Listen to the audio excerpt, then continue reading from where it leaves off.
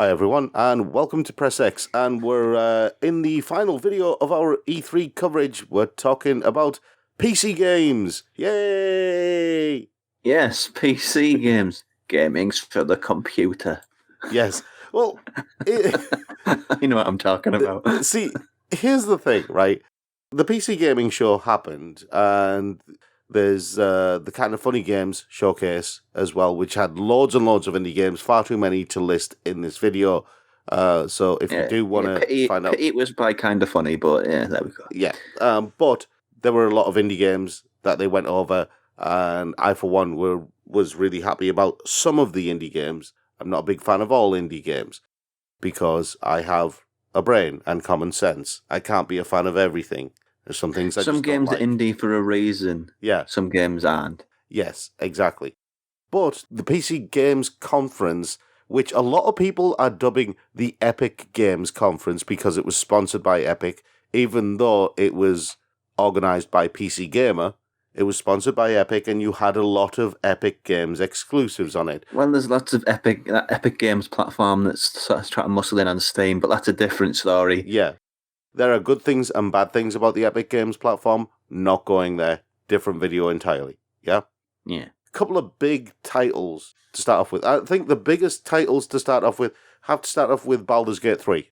That was announced previously in Google Stadia's very, very, very, very, very, very, very, very dog dirt conference, I guess, thing. We had a video. We had like a cutscene to work with, but they have confirmed, the developers of Baldur's Gate 3, but they have confirmed that they're going to take the time with the game. They're going to take the time developing the game. They know it's a big IP. It's a massive IP. Baldur's Gate is one of the RPGs. You know, Yeah.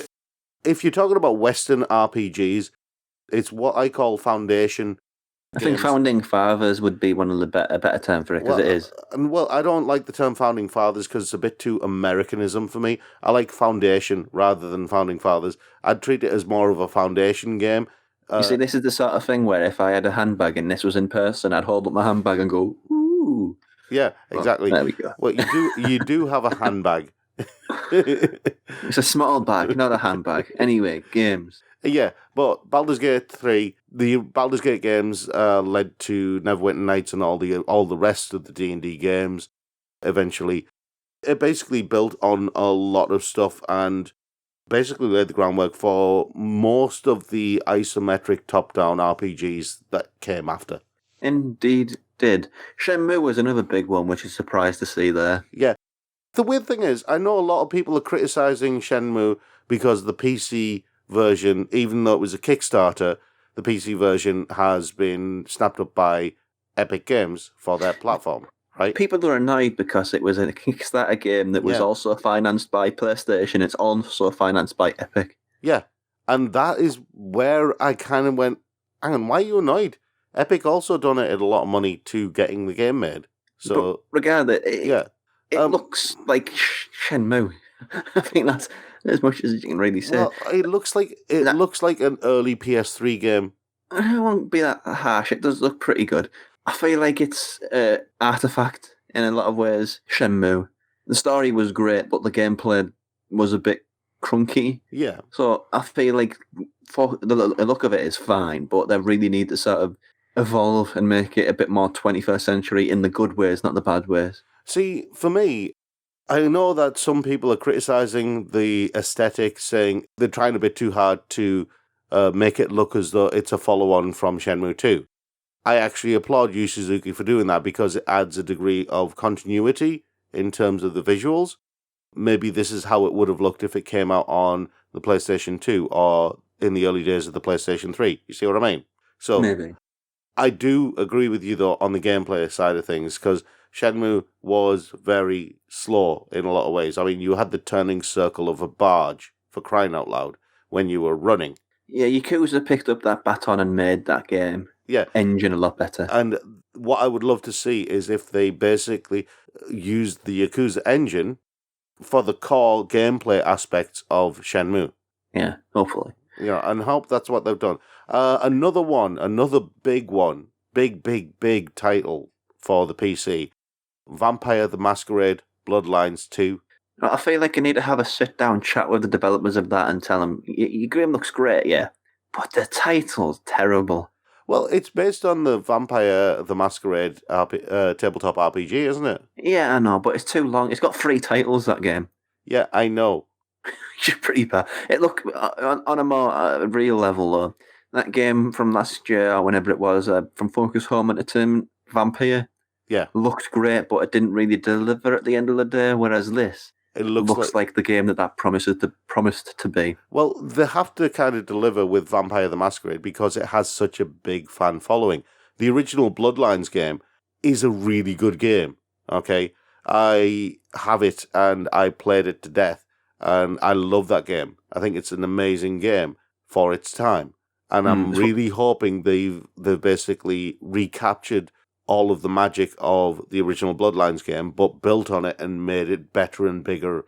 In the same way that I hope they build on everything that Baldur's Gate 1 and 2 and Sword Coast and the expansions and Neverwinter Nights did for Baldur's Gate 3. I'm hoping it's bigger, better, badder, you know.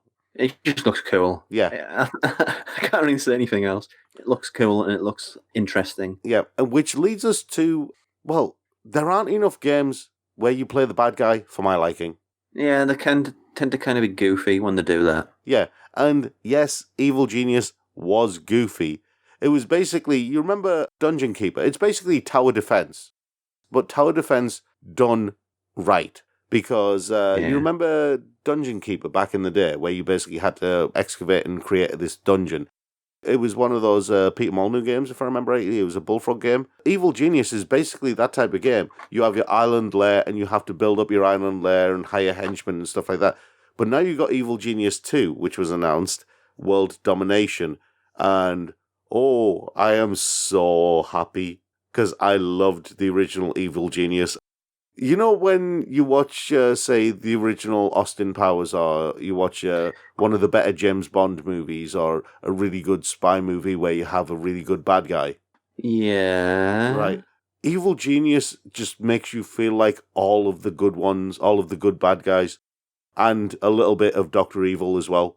Yeah, you never go into video games PR because you did not sell that at all. See, that's the thing. It's difficult to explain just how satisfying it is to build. Okay, all people at some point in their life want a secret island lair or a secret volcano lair or something like that. They basically want a secret lair, right? Yeah.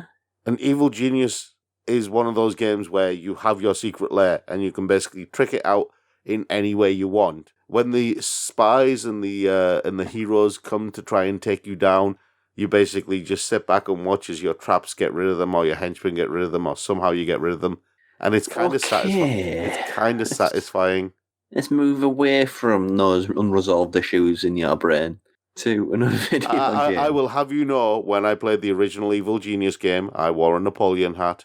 I didn't really.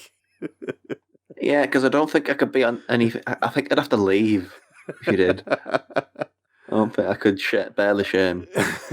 Anyway, moving on. El Hijo, was it? Is it El Hijo or El Hijo? I think it's El Hijo. That one. Yeah, it was. It's nice to see things have like that Mexican flavour because before, let's say, Guacamole, yeah, I don't recall ever seeing a Mexican-themed game. This caught my attention because it's a spaghetti western style stealth action game. You play a child. Yeah, and you have to basically escape the monastery and head out to try and find your mum. Or sister. She seems a bit young to be a mum. Oh. I assumed it was sister, but I assumed you have to find someone. I understood it as mother rather than sister. Well, I'm clearly an idiot. Nah. Yeah, a farmer and her son are attacked by bandits who raze their farm to the ground. The mother decides to leave El Hijo at a secluded monastery. Well, I'm clearly an idiot. Right, moving on. Something a bit more graspable. Yeah, but the aesthetic for El Hijo, it looks so good, doesn't it? Yeah, very painterly. Very painterly. There was another painterly game that was announced, which was Chris Tales, right? Yes. And there's a lot the thing is, there's more linking El Hijo and Chris Tales than people think. Chris Tales is actually by a Colombian developer. Okay. Yeah. It's Colombian inspired, and it's a time-traveling love letter to classic RPGs, according to one article I read about it. That sounds intriguing. Yeah, I mean, the game mechanics, the game looks wonderful. I mean, it reminded me of animated films like Song of the Sea, which I know you're a fan of as well. On the sheer aesthetic level, yes, it's beautiful. Yeah, but the other aspect of it was the past, present, future aspect. So as you're playing the game, you see how your actions affect the past and the future at the same time. That could be difficult to manifest into gameplay. Well, do you know what it reminded me of? You remember you did Degrees of Separation? I did. It reminded me a little bit of that in a certain way, because Degrees of Separation had that split screen thing where the screen was split into kind of hot and cold. Yeah, you couldn't be you couldn't occupy the same space. Yeah, and this kind of reminds me a little bit of that in terms of how it looked on the screen in the trailer we saw for it. And the game looks stunning, let's be fair. But I'm really looking forward to it. I'll be honest, I am really intrigued by the whole concept of having past, present, and future on the screen at the same time. I mean, in the Microsoft video, I said specs don't matter, you need the games. Yeah. And I think that extends to graphics. Yeah. Graphics have got to the point where you're basically at the point of photorealism and nothing. It's for me, there's a disconnect. I don't feel like I'm playing a game when it's that photorealistic. Yeah, but when it's something much more cartoony... well, not necessarily cartoony. I think art direction is far more important than hyperreality. Yeah, I totally agree. That's actually what I was going to say. When it's something a bit more cartoony, you rely on the art direction to basically sell the game. That's what gets people into it. Yeah. Well, aside from the story and the gameplay, but the art direction is important in a more cartoony game. It has to hit certain buttons in your brain. Also, linking there, Moons of Madness. Yeah. That's a link. That has stuff to do with brain and fear and monsters. It's Lovecraft in space. I don't want to oversell it. It's just Lovecraft in space. Yeah, it's basically cosmic horror done the way cosmic horror should be. It's basically giant tentacles in space. Yeah, in a way where it's actually allowing the game to exist rather than Alien Isolation, which was also technically cosmic horror, but I don't think it was all that good because it basically was too hard. Yeah. Like you saw once and game over. This seems like there's more to it. There's more. Yeah. I mean, Moons of Madness, it's by Rock Pocket Games. It's Funcom publishing it. And I know Funcom, they do a fair bit of games publishing, but they don't simply choose games willy-nilly. They do have some curation going on because they like certain types of game. I know they like the horror games, and they like the supernatural games. You know, they like the supernatural stories and the horror stories a lot more than they like the cute and fluffy RPG type stuff. Yeah. I know this wasn't in the PC game, but it will be on the PC. Yeah. It was actually in a Microsoft conference, but I never talked about it on that. But Wastelands 3, I think that was a very good trailer. Yes. You know I'm a big fan of the Wasteland games, right? Yeah, because for me, it looks like what the original Fallout games. Yeah. But now, rather than in the late early 90s, was it? Yeah, see, that's the thing. I am a massive fan of Fallout 1 and 2, which is one of the reasons why I like Fallout 3, but I wasn't a fan of Fallout 4. Yeah, same. But Wasteland 1 and 2 were just basically, it was everything good about Fallout all over again. Wasteland 3 is more of the same, and I am all for that. Yeah, I'm looking forward to that. Interestingly enough, that does bring up a game that caught my attention. Unexplored 2, The Wayfarer's Legacy. Again, the people really need to hire somebody who can name a game. The reason why it got my attention is partly because of the title, I'll be honest. It's not a great title, let's be fair. Yeah, I know, it's not a great title, but it does conjure up certain imagery in your brain. See, I never played the original Unexplored game, but Unexplored 2, it's a roguelike action RPG, and it seems like there is a lot of area that you can explore. There's a lot of area that you can basically go through and just see what's there. And it seems like there's a lot of stuff for you to do. And I like the aesthetic of it, and I like the idea. You know how much I like the idea of just basically playing a game, an adventure game, just for the adventure, not having any specific quest to save the world. I just want to go on an adventure. Yeah, I know that. I'm a big fan of those sorts of games, and this seems like that sort of game on the surface. Yeah, I'm going to change the direction here and talk about Maneater. You play a shark. I knew that was going to get your attention. You play a shark. Oh, I don't really think I need to say anything else. It's a shark, right? And sharks have sharp teeth, right? And you eat things with the shark. I actually have something to say. It's basically, imagine Ecco the Dolphin, but if Ecco was a shark. That'd have made Ecco the Dolphin so much satisfying because that game was hard. I know. If you just had a level, you just thought, right, I've had enough trying to platform this. This is annoying me. I'm just going to eat everything. Yeah. That game would have been so much better. But that's basically what it is, isn't it? It's Ecco the Dolphin, but you are a shark. Yeah. I mean, sharks really aren't that ferocious. They don't eat things like that. Yeah, sharks also don't do flips in the air. Yeah, they get a bad rap, sharks. I blame Steven Spielberg. But yeah, it looks fun. It looks so much fun. I don't know anybody who isn't going to have fun playing a shark. I mean, I can see the joke might wear a bit thin after a bit, but... Yeah, it'd have to be a short game. Yeah, it'd have to be a short game. It can't be anything like Goat Simulator where you just basically play the goat all the time. Have you seen that game where you play a goose? Yeah. Yeah, I want to play that too. I know you do. Just go around being an arsehole to people. That's all gooses do. Or geese, sorry. Anyway. Real things in games there. Yes, real things. There was an interesting one from Krillbite Studio, Mosaic. Had an interesting art style. I'm not sure what the game is about. Basically, everything was kind of grey and everything like that, and the guy was just moving through the city, and everybody's got umbrellas, and the guy's wearing a white shirt, and then next thing, there's light, and he's swimming upwards, and it just... I get the metaphor of it, but I'd really want to see what the game is like. Genesis Noir, on the other hand. Yeah, Genesis Noir, on the other hand, just looks like, wow.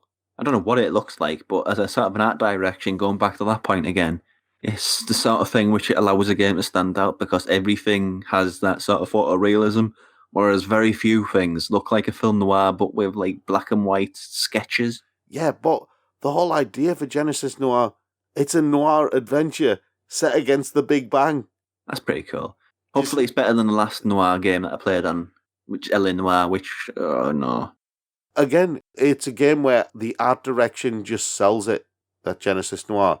You just look at it and you go, that is the type of game that I want to see more of. That is the type of game that I want to play. So, well done, Feral Cat Den, because I'm just distracted by how bad L.A. Noir was, I'm sorry. I know. But Feral Cat Den, well done. You got our attention. It was like the most detailed faces on top of bodies carved out of potato. That's what L.A. Noir was. Yeah, exactly. Griftlands was a bit of an odd title. It felt like it was trying to be Borderlands, but as a card game. Yeah, I don't know how that'll translate. It's a bold outlook and a bold style and a bold thing to do, but I don't know how it would work. Yeah. There was some post-apocalyptic ones. The Last Oasis, I'm not sure what to make of that. One Oasis was enough. We don't need any more. The whole idea of it is that you can't really stay in one place. You have to... Or your eyebrows will become sentient. Well, it's a post-apocalyptic world, and in which Liam and Noel Gallagher battle on each other to be the last the last Oasis. They have to chop each other's head off. All I was going to say was, powered Oases. Remember that movie, The Mortal Engines? I was basically mocking a Highlander there, I'm sorry. I know, but you remember The Mortal Engines? Yeah, I don't remember it. I saw trailers, that's it. Yeah, basically this is an MMO that, it kind of reminded me of The Mortal Engines, where you basically have to keep moving and moving around. It's a nomadic survival MMO, apparently. Yeah, that doesn't appeal to me. I mean, I like the idea, but those things are a bit too demanding. Yeah. That's not really what I go into games for. I go for the escapism. Yeah. Something fantastical, escapism or sports or whatever. Yeah. I play them for the same reason. Moving on. There are a few that were interesting, but I'm not really sure what to make. Remnants from the Ashes. Again, they really need to hire somebody who can name stuff. Yeah. Third-person survival action shooter set in a post-apocalyptic world overrun by monstrous creatures. As one of the last remnants of humanity, you'll set out alone or alongside up to 2 other survivors to face down hordes of deadly enemies and epic bosses and try to retake what was lost. which sounds... He wasn't reading the press release there, not at all. No. It sounds generic as hell. But... That's it. It just sounds generic as hell. So you decided to highlight a generic as hell one? No, I'm saying that it got a lot of coverage, but I don't know why. Ah. Do you see what I mean? Okay. Because but seriously, you play as a shark. How cool is that? Maneater actually had the devs on stage at the PC Game Show, and I love the fact that they brought the devs for Maneater out onto the stage. Few others. There's some cool cats who made that game. Yeah, a few others though. Starmancer, you mentioned, is one that you like the look of. Which one was Starmancer again? Theme Hospital in Space. Oh, that's all I need to say. Yeah, it's basically a colony builder. It's Theme Hospital in Space. How cool is that? Well, it's not Theme Hospital. It's a space station no, sim. It's not. But it has that aspect to it, and it has that sort of art style to it too. Yeah, it's and that's also what I really like, because EA, I think it was Bullfrog. EA bought Bullfrog. Yeah. Killed Bullfrog and then stopped making Bullfrog games. So it's up to independent developers to be inspired by what they grew up playing and make it. But this is like Theme Hospital, but expanded out in every conceivable way. Yeah. And in space. You basically design your station, manage your colonists, and fight off pirates. And how cool is that? What's not to like about that? Theme Hospital in Space. Oh yeah, boy. Daddy's coming home. I'll tell you, there was one. Yes, I just said Daddy's coming home. Yes. There was one that really got my attention. It's called Ancestors, and the full title is Ancestors: The Humankind Odyssey. It's being developed by Panache Digital Games, and the whole idea of it is that it's a survival game from a third-person perspective, but you control a member of an ape clan right at the beginning of human evolution. That could be intriguing. It's very much a you type of game. Well, this is the thing. How you evolve depends on your actions, your behaviours, things like that. And I like the idea of that. I like the idea of playing through evolution. I mean, it's very clear that we're very different types of gamers. I'm amazed that there's a shark game. Rob likes evolving stuff. Yeah, well, I like games where crafting is a thing. So obviously I'm going to like games where things change over time. But I think that's everything, isn't it? Not quite. Hold your horses, mate. Hold your horses. There's horses in this too. Yeah. One last one that I want to mention is Songs of Conquest. Right. Okay. Turn-based game. You build a kingdom, raise armies, control powerful magicians called wielders, quest around for loot, that sort of thing. Right? Mm-hmm. But it's one of those games where it's inspired a lot by Might and Magic. Oh. Might and Magic and Total War are the inspirations for Songs of Conquest. And that, as soon as I saw Might and Magic and Total War are the two inspirations for this, I thought, I'm going to play this game. Okay. But does it have sharks? It may do. It might have sharks with frickin' lasers. Oh, you've ruined it now. I think that's a good point to end. But that wraps up our E3 coverage. Yep. It'll be back to a more regularly scheduled Press X. Yep. Until next time, do comment below, subscribe, kick that notification bell. If other channels can smash it, we can kick it. This has been Press X. We have been The Geek Show. Thanks for watching, and we'll see you next time. Bye. Kick this.